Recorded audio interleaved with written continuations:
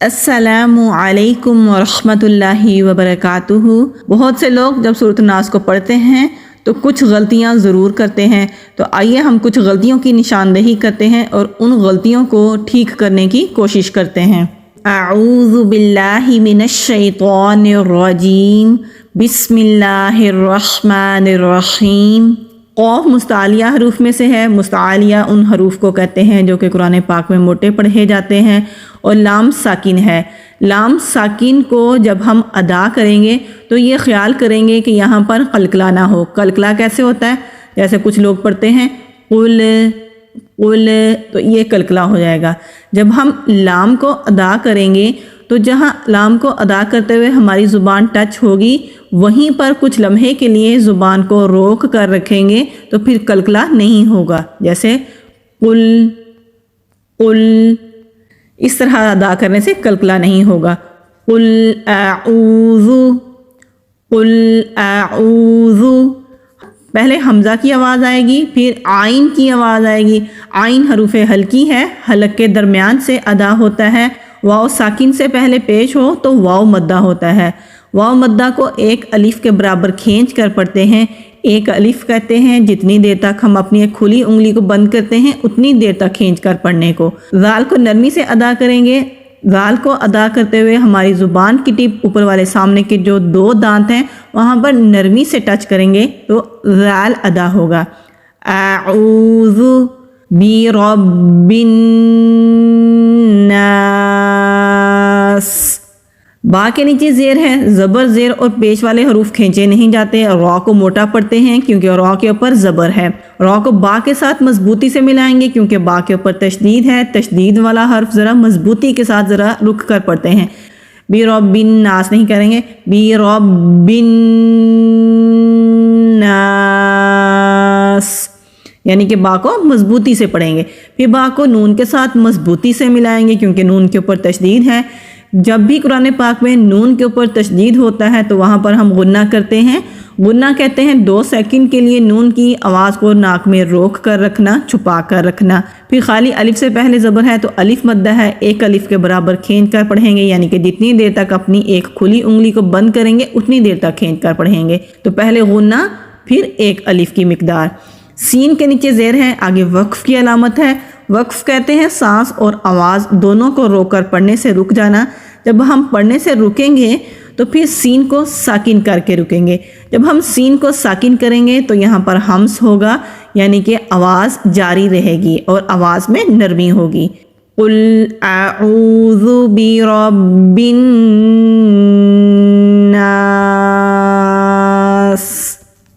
ملک الناس۔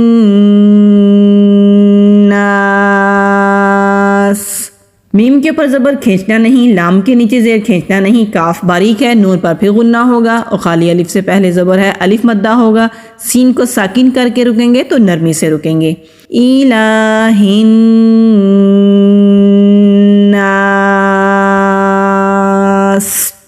لام کے اوپر کھڑی زبر ہے، کھڑی زبر کو بھی ایک الف کے برابر کھینچ کر پڑھتے ہیں۔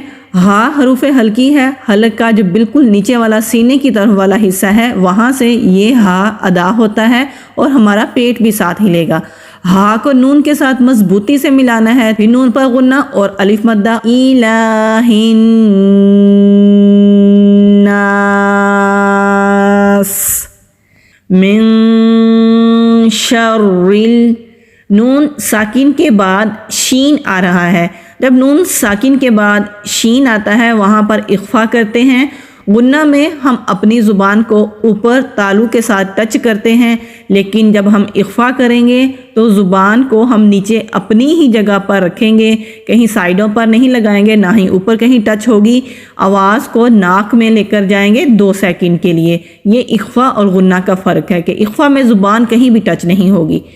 من شر، شین کی آواز منہ میں پھیلتی ہوئی ہوگی۔ را کو مضبوطی سے پڑھیں گے، را کے نیچے زیر ہے تو یہاں را باریک ہی پڑھا جائے گا۔ سین ساکن ہے تو ہمس بھی ہوگا اور سین میں سیٹی کی آواز آتی ہے۔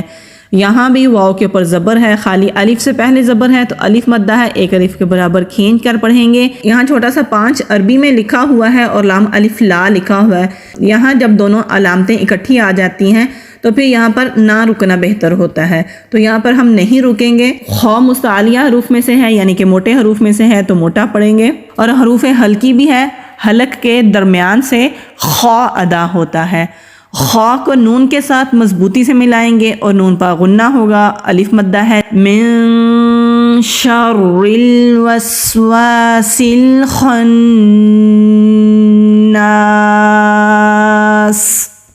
الذی، یہاں پر دیکھیے کہ لام سے پہلے کوئی حرکت نہیں ہے، تو ہمیں کیسے پتا چلے گا کہ اب ہم الف کے اوپر کون سی حرکت لگا کر لام کو پڑھیں؟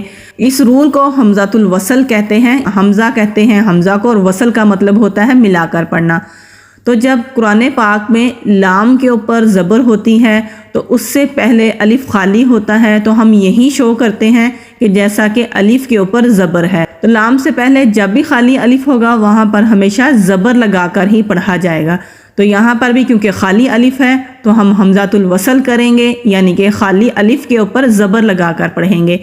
الذی، لام کو مضبوطی سے پڑھنا ہے کیونکہ لام کے اوپر تشدید ہے، زال کو نرمی سے ادا کرنا ہے، زبان کی ٹپ اوپر والے سامنے کے جو دو دانت ہیں وہاں پر لگائیں گے تو زال ادا ہوگا۔ یا ساکن سے پہلے زیر ہے تو یائے مدہ ہے، فا ہونٹوں سے ادا ہوتا ہے، یا ساکن سے پہلے زیر ہے تو یائے مدہ ہے۔ صاد مستعلیہ حروف میں سے ہے، موٹا پڑھیں گے۔ واو ساکن سے پہلے پیش ہے تو واو مدہ ہے، را کو نون کے ساتھ مضبوطی سے ملانا ہے، غنہ کرنا ہے، الف مدہ کرنا ہے اور سین پر وقف کرنا ہے۔ الذی یوسوس فی صدور الناس، یہاں پر سین کو لمبا کر کے نہیں پڑھنا، سین کی ادائیگی کرتے ہی فوراً فا پر چلے جانا ہے۔ یوسوس فی اس طرح نہیں پڑھیں گے۔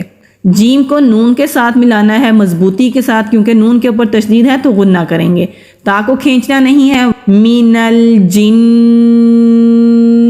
والناس، یہاں پر جنہ نہیں کریں گے ورنہ غلط ہو جائے گا، جنتی جنتی والناس۔ اعوذ باللہ من الشیطان الرجیم، بسم اللہ الرحمن الرحیم، قل اعوذ برب الناس،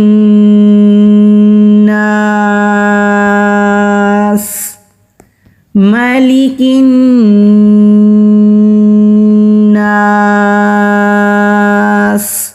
الہ الناس،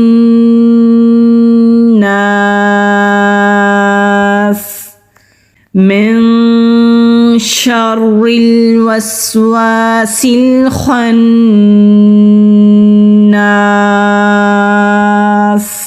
الذی یوسوس فی صدور الناس من الجنۃ والناس۔